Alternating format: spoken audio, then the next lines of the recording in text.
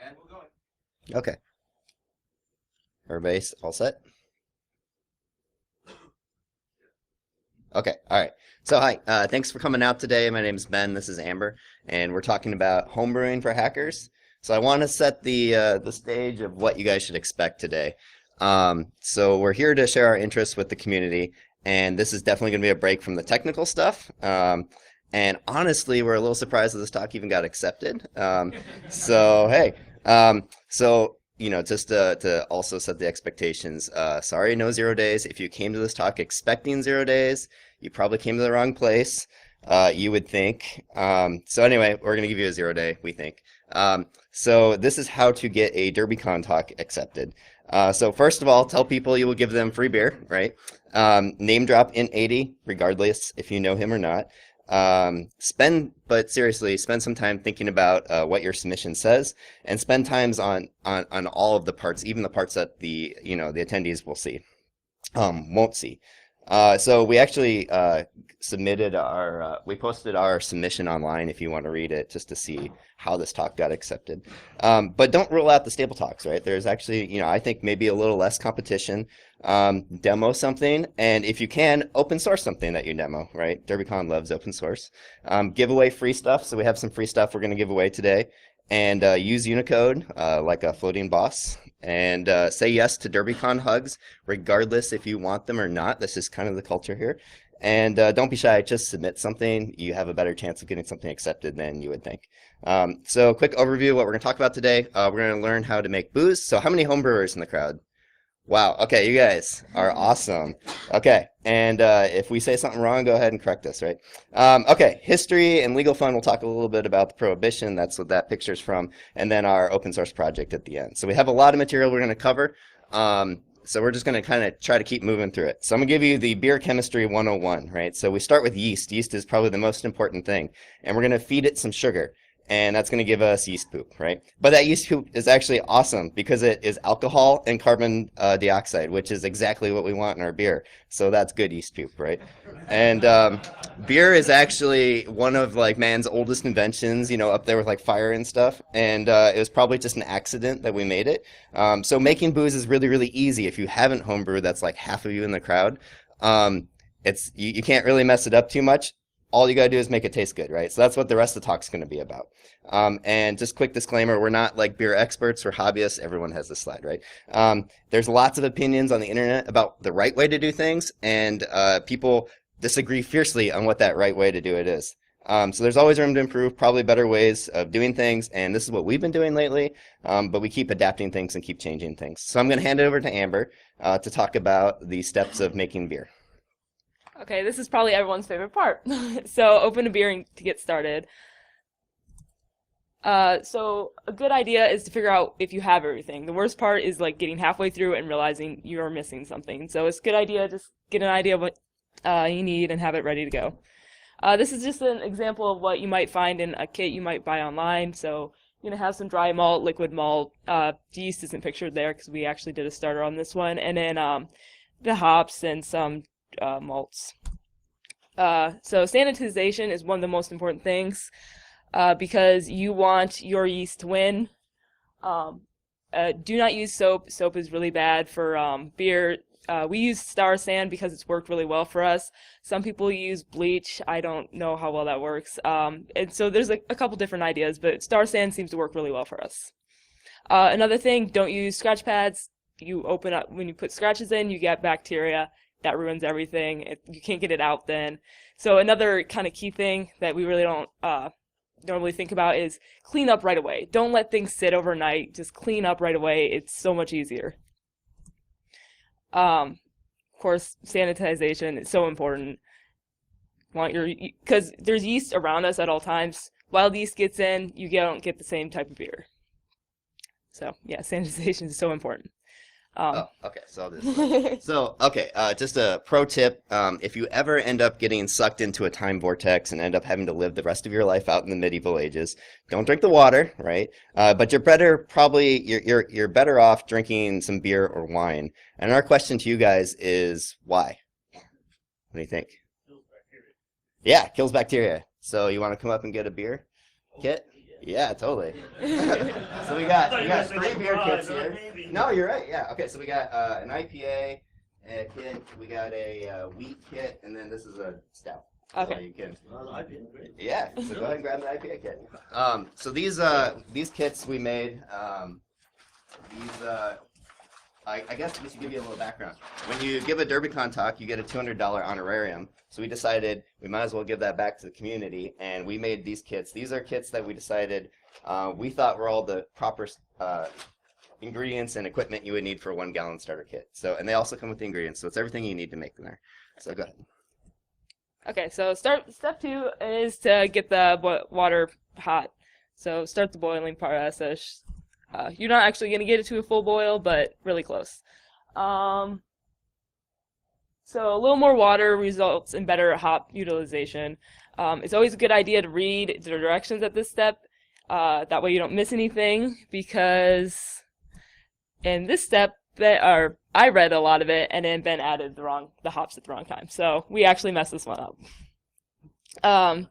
So after that, steeping the grain. So just throw it in the grain bag. A nice little idea is to tie the grain bag to the side of the kettle. That way you can get it out without scorching your fingers.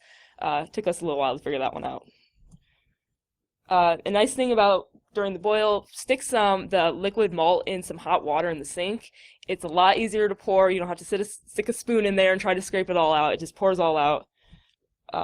So we're letting it warm up. Take the pot off the boiler before you dump the liquid malt in there.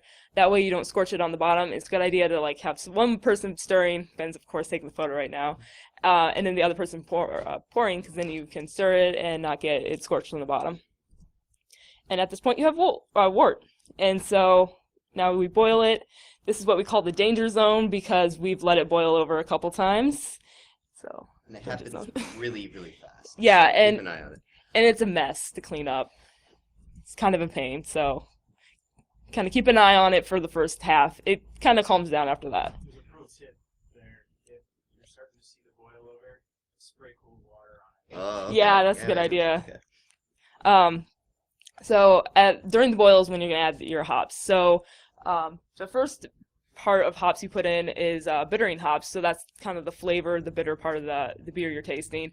And towards the end, you're going to add aromatic hops, which are more of the smell of the beer you're getting off of that.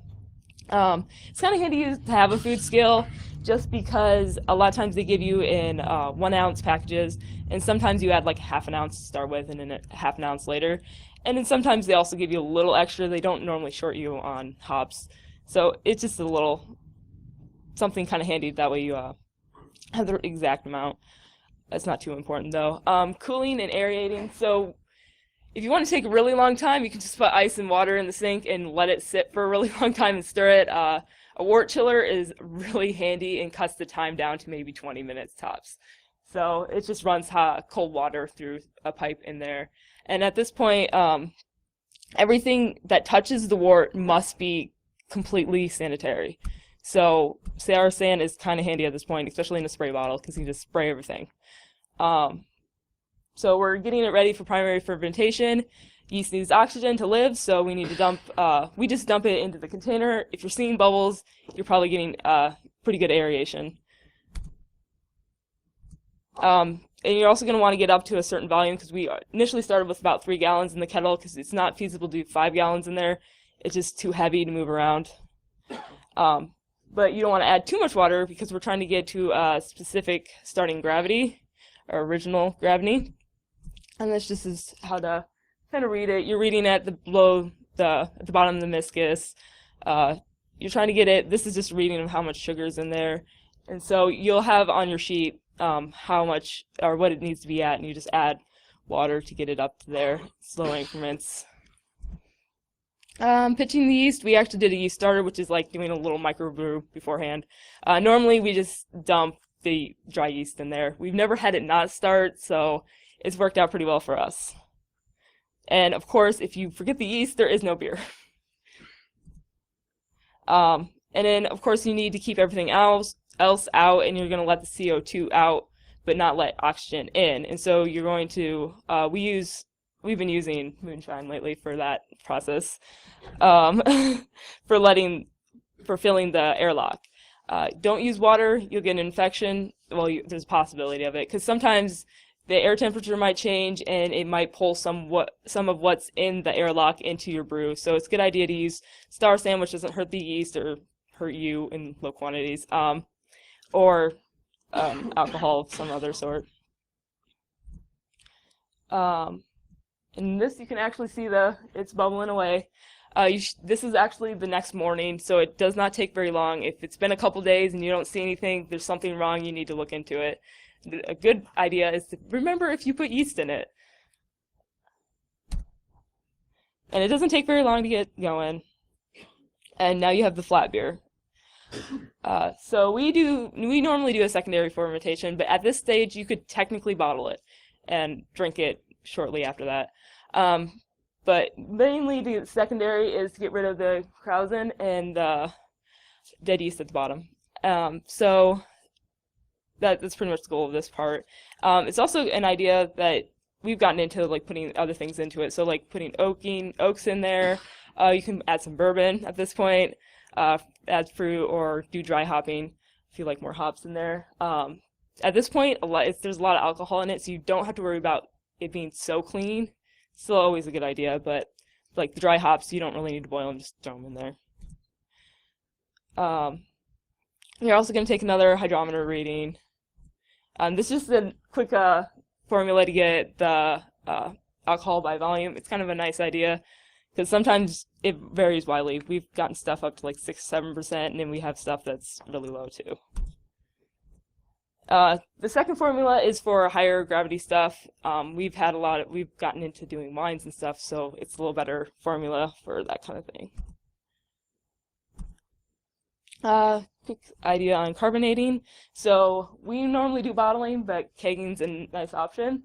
You're using natural carbonation with the bottling, so you're just giving the yeast some food, and then they'll create some CO2 inside the bottle. So it takes a little while for that to build up inside the bottle. So you have 2 or 3 weeks. Kegging, since you're forcing CO2, you have a little less time you have to wait.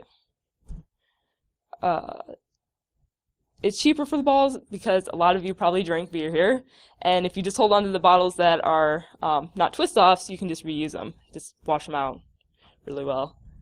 There's a little more work with the bottles because you have to sanitize all of them.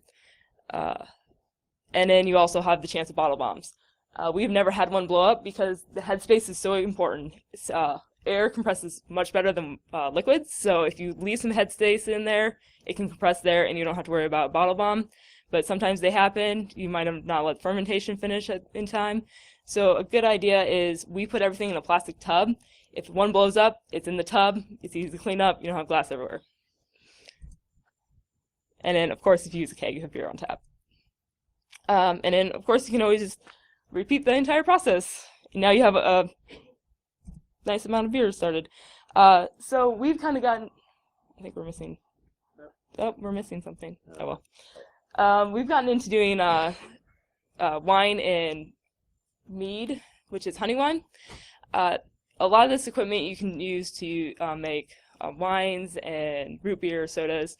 So the thing I like about wine, though, and especially honey wine, this is my favorite, is there's less ingredients, so you have a little more play on what you want to make. I've made up my own recipes at this point with the honey wines because I don't have to worry about, it's a little less ingredients, of course. And so I just pick out a fruit, throw it in with some water, a couple other chemicals to make sure it breaks down properly, and when the only other thing is pH is kind of a little more critical because there's acids in fruit. And then the health of the yeast is also up there more because honey has complex sugars, not simple sugars, and so it's a little harder to break down, and so they don't have as much food to start out with. I'll hand it back over to Ben for a little history. Okay, so believe it or not, there was a time when we couldn't brew in the U.S., and Most people called this prohibition, but it was also called the noble experiment. And this was because at the time the sentiment was that drinking was becoming this nationwide scourge, right? And there was a lot of lobbying by the Anti-Saloon League, the Women's Christian Temperance Union, and quite a few other dry advocates. And I believe also the KKK was an advocate of not drinking, which might be surprising. But actually, I mean, this turned into something that Congress ratified. It was the 18th Amendment. And then the next day, prohibition was in place. And prohibition banned the manufacture, sale, or transport of intoxicating liquors. And note that that doesn't mean that it was actually illegal to drink. It was just that you couldn't manufacture, sell it, or transport it. And intoxicating liquors was an intentionally vague term at the time because they decided that the state and federal future laws would redefine that. And this also allowed for scientific, industrial, and religious uses of alcohol. So most people thought that this just meant hard liquor, right? Your vodkas, your whiskeys. And we actually saw things like beer industries advocating for prohibition. And if you're wondering why, it's because it's eliminating their competition, right? Everyone's got to drink beer now. And so that makes sense until the Volstead Act came along to enforce prohibition. And the Volstead Act was named after, I believe, Andrew Volstead, which was the leader of the Anti-Saloon League, who had a much stricter definition of what intoxicating liquors would be. And this actually turned out to be anything above 0.5%, right? So beer was completely out of the question at this point. And so we see things like businesses getting creative, which is kind of a fun way to get around prohibition, right? So if you're an alcohol business during prohibition, how do you survive? So we see Anheuser-Busch starts making soft drinks, right? Because it's all the same equipment. But they also start selling brewer's yeast and homebrew kits, right? Because it's illegal to homebrew, but it's not illegal to sell the ingredients. So same thing along the lines. Wine vineyards start selling what they called raisin cakes, and these raisin cakes came with kind of fun little warnings like, do not let these raisins soak in water. Do not let this water soak in a jug for 21 days. Otherwise, fermentation may occur, right? And so this is actually a picture of a card that would come in a box of raisins, and this one's even much more explicit. It's just instructions directly how to make wine from those grapes, right? So totally illegal, right? People are just kind of getting around the ways.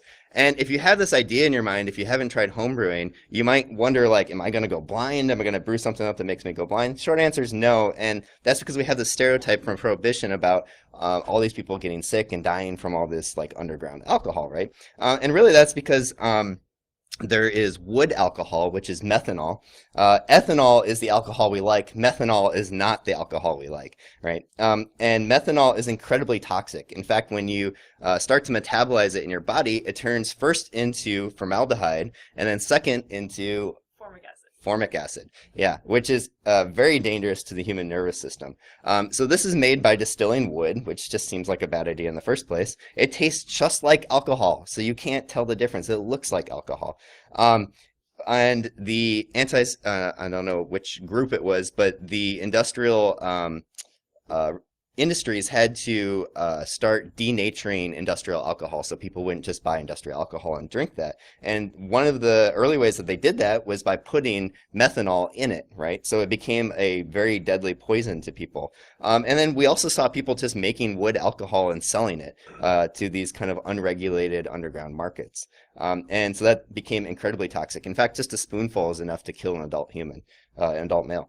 And then this kind of became a game of chemists denaturing and then renaturing industrial alcohols, and they kept kind of playing a game of making deadlier and deadlier denaturing agents that the chemists had trouble renaturing the alcohol again. And if you were a rich person during the time, you didn't really have to worry because you either bought from a country club, which was allowed to pre-stock a whole bunch of alcohol before Prohibition went into effect, because it's not illegal to drink it. If you bought it before, that's okay. Or you would drink with the chemist, right? And the chemist would drink first, and if you didn't die, you were safe to go ahead and drink. But if you're a poor person, you didn't have that luxury. And during Prohibition, there was only a market for hard stuff, probably because it's easier to transport a small amount of liquid than a large amount of liquid for like a beer, right? And if you drank something, you probably drank a lot of it. In fact, the the amount of just plain old regular alcohol-related deaths skyrocketed during Prohibition. More and more people were drinking during Prohibition.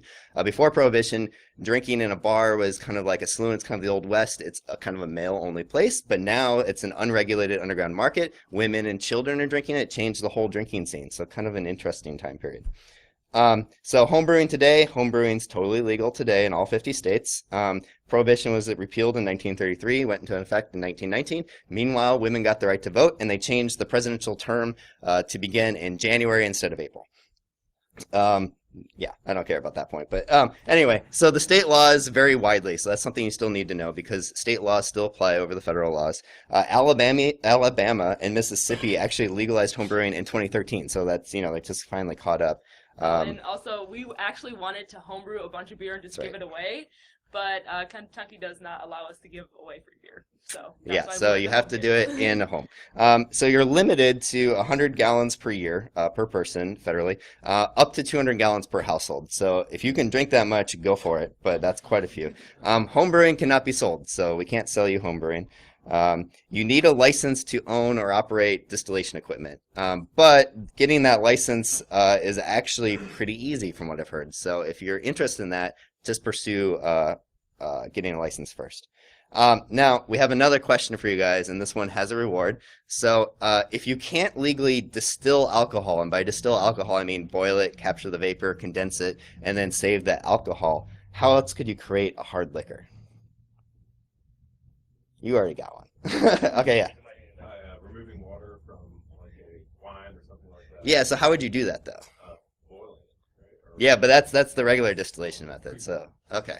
Cold fermentation. Yeah, cold fermentation. So he raised his hand first, but yeah. Using, that's how, like, brew dogs make their very, very high gravity high alcohol, 20, 30, Yeah, 50% beer. definitely. Yeah, so come up and pick out a kit. We got a stout over here, and we got a wheat beer. Yeah. So ingredients. So yeah. So a couple ways. Definitely not legal advice. You're probably still gonna get in trouble if you try to do it and sell it or whatever. But you can try to freeze concentrate it. Depending how cold and how fast you can get it, you can actually get between like 15 and 90%. And another way you could try is by picking a high yield yeast that's kind of resistant to alcohol, or by adding sugar and keeping the yeast healthy, and then you're kind of artificially selecting the healthy yeast. So that's not going to yield as much, but we've made meads up to like 18%. So, and hopefully it would be kind of cool to go further.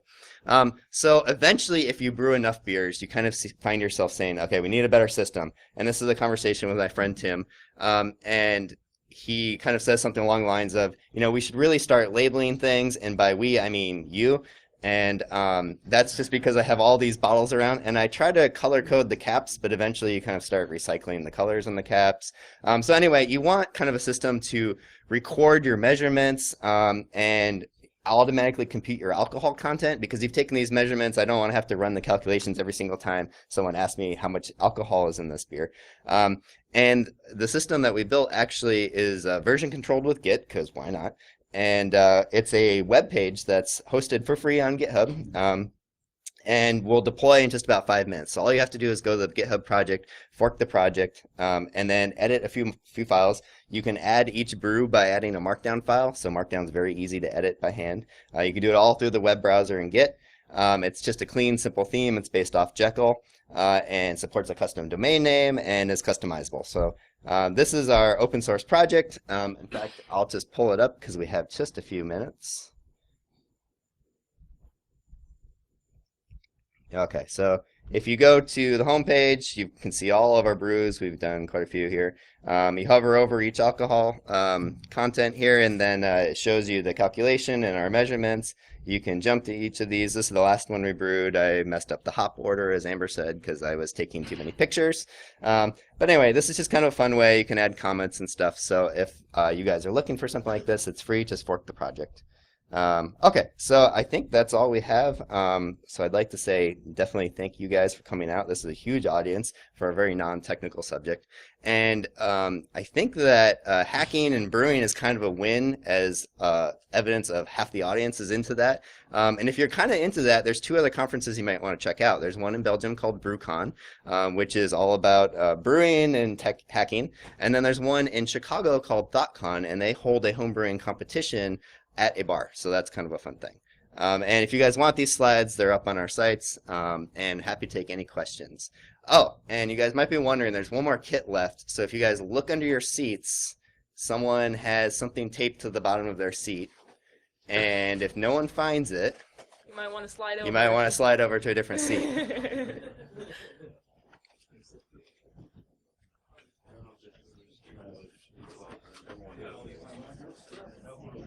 Yeah, the people that have it, I think. Nope. I didn't think there'd be more than one thing. Yeah, awkward.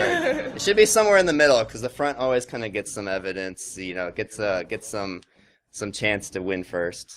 I think you taped it too well. Maybe I taped it too well, yeah. Well, it's being found. How long is your project for wine in? Yeah, so it just uses the basic equation right now, which is, I mean, both equations are within 0.1% of each other. But yeah, you can, I mean, you can add more measurement categories if you want. So we added one on my site, on my fork of the master, which records the pH of the stuff, because we didn't add that for beer, because normally you're already within the right pH zones for the yeast, but Yeah, that's been my biggest thing. Is I know there's a lot of commercial ones, like you guys are talking about. yeah. I made wine commercial, and I was first to make beer. Yeah. And I'm making it with friends, so it's kind of like that nice to be able to record everything, but it's Yeah. There's a lot more things you can make in beer, or it's trouble for wines. They don't really learn very well. Yeah. So this is kind of actually. So we kind of, I mean, the what's on master now is kind of the basic thing. It's kind of aimed at beer, but it's got just basically the original and final